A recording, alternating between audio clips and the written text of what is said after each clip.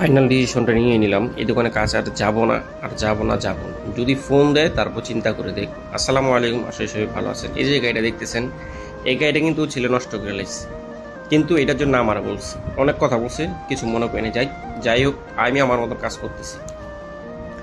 আমার গেছে মাসে আমার 500 রিঙ্গিত কাটছে, 2 মাস যাবত আমার 700 রিঙ্গিত একবার কাটছে, 500 রিঙ্গিত।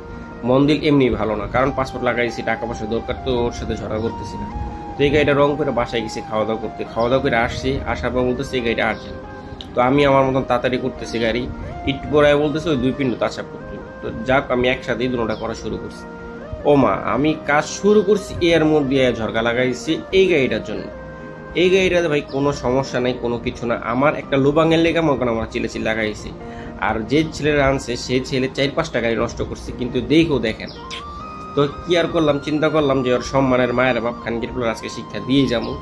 কারণ টাকা পয়সা কাটছে ভাই, মাস শেষ হলে 500-700 করে টাকা কাটাম, আপনি কি মনে করেন? আর যারা টাকা কামানো দেখেন, টাকা কামানোর পিছনে ভাই অনেক গল্প থাকে, ওগুলোও দেখে। তো গান ফিক্কা ফালাই দিয়া গাড়িটা সিয়াপ করে সোজা বাসায় চলে আসি, বলছি তোর দোকান আর কাম করবো না ভাই।